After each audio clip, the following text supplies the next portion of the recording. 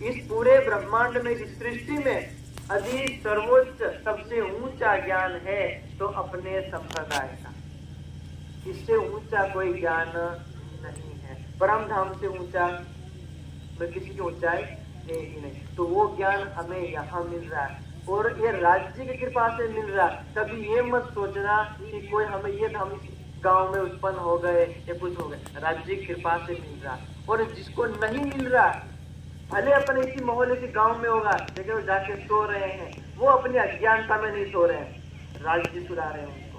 क्यों भाई? तूने किसी जन्म में ऐसी तपस्या की ही नहीं कि तू राज्य की 4 बातें सुन सके, तो वो नहीं सुन सकते।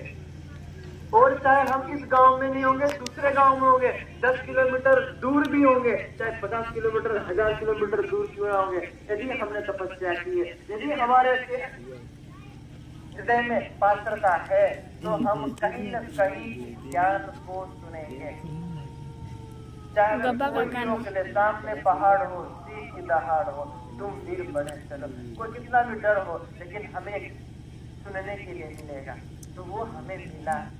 और इस ज्ञान को सुनने के लिए हमने क्या क्या छोड़ा है हम सब ने, और जो हमारे सुदर्शन और है, हमारे पूर्वज जो है, हमने क्या क्या छोड़ा है वो ध्यान रखना, तो हमें इस ज्ञान की महत्ता पता लगेगी।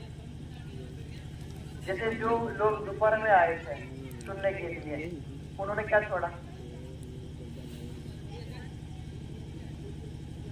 यदि ये कार्यक्रम नहीं करते, आज शनिवार है, शनिवार की रात है, शनिवार को आज ये कार्यक्रम नहीं करते दिन में, तो हम सब कहाँ होते?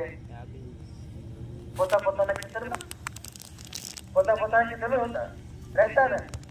तो પોતાનું ખેતરનું કામ છોડી દીધું, એ આપણે દોઢિયો ભાંગી લાગે કે નહીં લાગે, વરસાદ આવે કે નહીં આવે, ખરાબ થાય તો થવા દો, પણ અમારે કાર્યક્રમમાં જાઓ, मतलब આટલું તો છોડ્યું ને, આટલું છોડ્યું આ જ્ઞાન માટે। પણ આ ગામમાં, આપણા વિસ્તારમાં, આ એમપી ગુજરાતના આ વિસ્તારમાં જન્મ લેવા માટે કેટલું છોડ્યું? હમણાં જે આપણે આ જે કાર્યક્રમમાં નિમિત્ત સંજયભાઈ કે ભાઈ મને કઈ નોકરી મળી અને આ ઘર પરિવારમાં સુખનો આ પ્રસંગ રાખ્યો। સંજયભાઈને આપણે કહીએ કે સંજયભાઈ તમે આ એમપી સરકારમાં નોકરી કરવા ગયા, તમે કઈ ભણ્યા ગણ્યા કે આમ જ જતા રહ્યા? 4, 5, 10 વર્ષ મહેનત કરી, ભણ્યા કે નહીં? પહેલા ભણ્યા પછી નોકરી મળી કે पहला नौकरी मिले कि हमें बनवा चाहिए? क्यों करना पड़े? पहले भणवू पड़े और पछी ने कम से कम चपरासी नहीं पर नौकरी मिले ने तो 10मું पास करवू पड़े। 10मું पास मतलब 10 वर्ष भणो तार तमने चपरासी नौकरी मिले, 10 वर्ष हो। तो आ ब्रह्मांडना मालिकोना ब्रह्मा विष्णु महेशना ऊपर एना ऊपरना राज्य मळ्या, तो कया जन्मनी तपस्याथी मळ्या? हमણાં तो कई तपस्या करी नहीं, हमણાં तो ज्यारથી આપણે खबर पड़ी खेतરમાં સવાર ઉઠ્યા, ખેતરમાં પાછા ખેતરમાં, ઘરથી ખેતરમાં, ખેતર નિહાળમાં આપણે કોઈ તપસ્યા કરી નહીં, છતાં પણ રાજ્ય મળ્યા, કયા જન્મની તપસ્યાથી મળ્યા?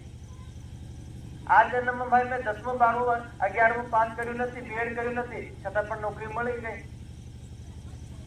તો કોઈ જન્મમાં કરી હોય જ નહીં। મેં નહીં કર્યું, મારા બાપાએ કરી હોય, કોઈ એક જ પરિવારમાં કરી હોય કે નહીં કરી હોય? કરી તો હોય તો જ મળે, અને વગર કરે મળે। તો કયા જન્મની શું છોડ્યું આપણે? તો આ જ વિચાર આપણે પહેલો કરવો। આ કિરણની વાણીમાં 14 લોક ઈચ્છે આવેલા, ચોપાઈનો અર્થ આપણે પોતે કરી લો। 14 લોક ઈચ્છે આવેલા,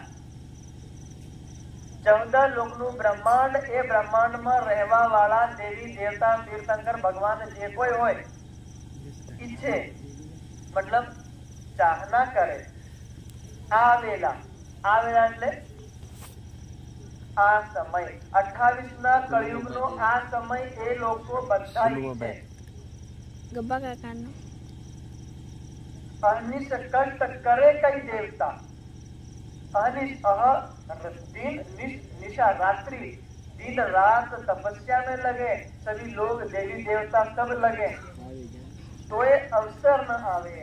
ये जो राज्य की वाणी सुनने का अवसर हम सब सुंदर साथ को यहाँ बैठे श्रद्धा से प्यार से, बड़े प्यार से नहीं है, कोई कष्ट नहीं है, लगा लगाया टेंट है, बिछा है, खाने के लिए इधर है, पीने के लिए सब कुछ है, कोई ज्यादा मेहनत नहीं है, फिर भी राज्य मिल गए। और ये 14 लोग के देवी देवता चाह रहे हैं, दिन रात कष्ट भी कर रहे हैं, फिर भी नहीं मिल रहे। कौन से जन्म की तपस्या? अभी वित्त की पूर्णाहुति करेंगे हम। तो ऐसे जीवों का नाम आता है जिन्होंने महाभारत के समय में तपस्या की। जिन्होंने वितक सुनी, पता है ना? देवापि संतनोर भ्राता मरुत्यक्त्वा कुवंशजः कलापग्राम आसाते महायोग बलान्वितौ। महाभारत में पांडव, दुर्योधन, पता है ना आपको? पांडव, उनके पिता पांडु, कौरव के पिता धृतराज, उनके पिता नहीं पता, पिता नहीं पता। किसने पिता को जानते हैं? किसने पिता के पिता कौन? शांतनु। शांतनु का बड़ा भाई देवा। देवा भी बड़ा भाई है, उसको राज्य नहीं मिला, वो दुखी हो गए। उसको कोढ़ का रोग था, पूरे शरीर में कोढ़ था, तो बोल दिया कि भाई तू रोगी है तो तुझे राज्य मिलेगा नहीं। तेरा छोटा भाई शांतनु, उसको राज्य देंगे, उसको दे दिया, वो दुखी होकर जन्म चले गए। तपस्या की। और ऐसे ही इक्ष्वाकु वंश का राजा मरु, वो भी तपस्या कर रहे हैं। तपस्या करते करते करते बहुत तपस्या की और उनको अंदर से, भीतर से उनकी समाधि लगी, अंदर से प्रेरणा हुई कि 28वें कलयुग में, ध्यान रखना, वो तपस्या कहाँ कर रहे हैं? द्वापर युग में। महाभारत कब हुआ? द्वापर युग में हुआ ना, तो तपस्या कब कर रहे हैं वो दोनों? द्वापर युग में। और द्वापर युग में पता लगा कि 28वें कलयुग में, द्वापर में नहीं, कलयुग में परमात्मा की शक्ति परम धाम से कलयुग में आएगी और वो शक्ति 2 शरीर धारण करेगी। कितने शरीर करेगी? 2 शरीर। तो जो दोनों शरीर है वो हम दोनों, एक देवापी और एक राजा मरु, हम दोनों शरीरों में अंदर आए। कलाप ग्राम, हिमालय में कलाप नाम का गांव, जैसे भी एमपी में चुई नाम का गांव, अपना वन नाम का गांव, ये गांव है, ऐसे ही हिमालय में भी कलाप नाम का गांव है। वहाँ सब साधु संत लोग रहते हैं, वहाँ पे करते थे महायोग बलान्वित, बहुत तपस्या की, बहुत योग बल हुआ और भगवान प्रकट हुए। सीरियलों में देखते हैं ना, बहुत तपस्या करते, ओम नमः शिवाय, ओम नमः भगवते वासुदेवाय, बहुत ऐसे पूरे दाढ़ी मूंछ बड़े फिर भगवान प्रकट होते हैं। और भगवान क्या बोलते हैं? तुमने इतनी कठोर तपस्या की, वत्सरित पुत्र, और तुम्हारी इतनी कठोर तपस्या से हम प्रसन्न हुए, मांगो, क्या मांगते हो? जो मांगोगे सब कुछ दे देंगे। ये जो देवापी, शांतनु का बड़ा भाई, उन्होंने वैकुंठ नहीं मांगा, ध्यान रखना, वाणी के लिए वैकुंठ छोड़ रहे हैं। देवापी शांतनु के बड़े भाई इस वाणी को प्राप्त करने के लिए क्या छोड़ रहे हैं? बोलिए क्या छोड़ रहे हैं वो? वैकुंठ। स्वर्ग भी नहीं मांगा, स्वर्ग छोड़ रहे हैं। और क्या बोला? भगवान तुम जिस लोक से आए हो उस लोक में नहीं आना, परलोक में भी नहीं आना, स्वर्ग लोक में भी नहीं आना और वैकुंठ लोक में नहीं आना। बोले किधर? राष्ट्रपति आए, राष्ट्रपति बोले मैं तुम्हें दिल्ली ले जाऊंगा और अपने राष्ट्रपति भवन में दूंगा, और मुझे, हम बोले नहीं, हम राष्ट्रपति भवन में नहीं जाएंगे। बोले कहाँ जाएगा? बोले हम झोपड़ी में जाएंगे। तो क्या करेगा राष्ट्रपति जी? कैसा पागल, कहेगा नहीं कहेगा? राष्ट्रपति को नहीं पता। तो बोले क्या चाहते क्या हो? भगवान इतना जरूर करना, अभी द्वापर युग है, लेकिन जब कलयुग आएगा और कलयुग में जब परम धाम की शक्ति यहाँ प्रकट होने वाली होगी, तब 5000 साल के बाद दोबारा हमें मनुष्य बनाना। क्या बनाना? दोबारा मनुष्य, 5000 साल के बाद बनाना।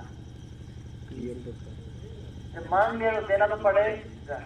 तो क्या बोला? हाँ उठाया, तथा क्या बोला? तथा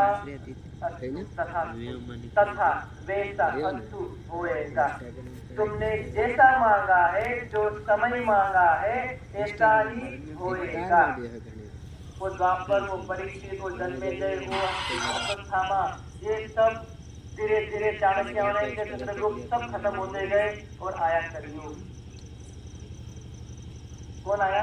महीतले च म्लेच्छानां राज्यवंश प्रवर्तते परस्परे विरोधस्य अवरकार्यो भवेद्यदा। इस धरती पर हिंदू और मुसलमान आपस में झगड़ा करेंगे। औरंगजेब का नाम का राजा दिल्ली में राज कर रहा है धरती पर, हिंदू और परस्पर विरोधस्य अवरकार्यो भवेद्यदा। तदायं सच्चिदानंदो हि अक्षरात् परतः परः।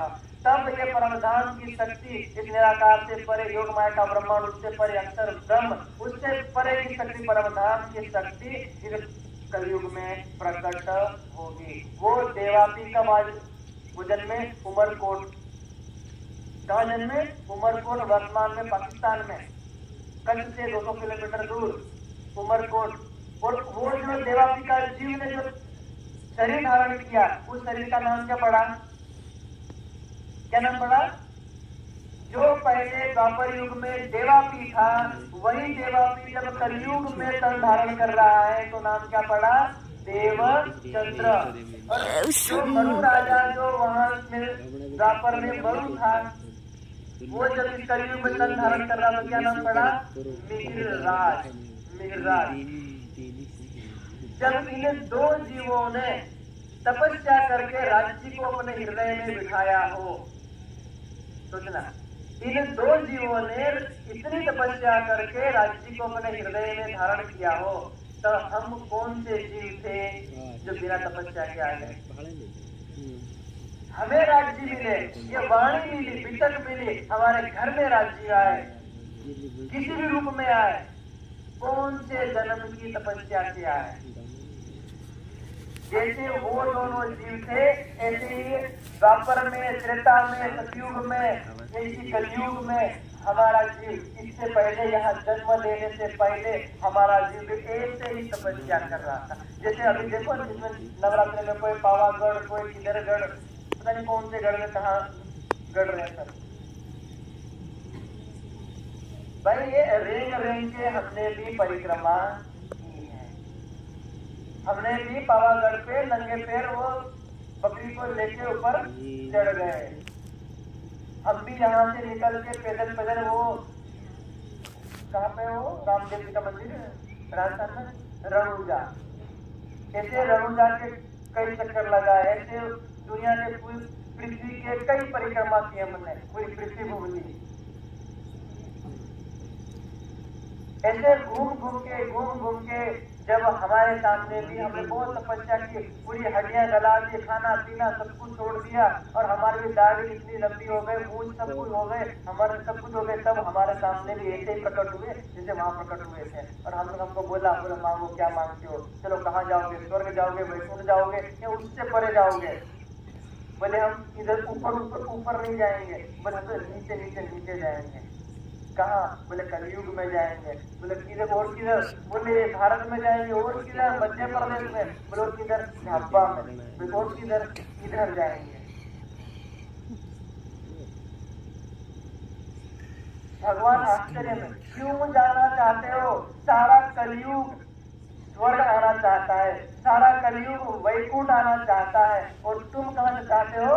कलयुग में जाना चाहते हो। बोले तुम क्यों तपस्या व्यर्थ कर रहे हो?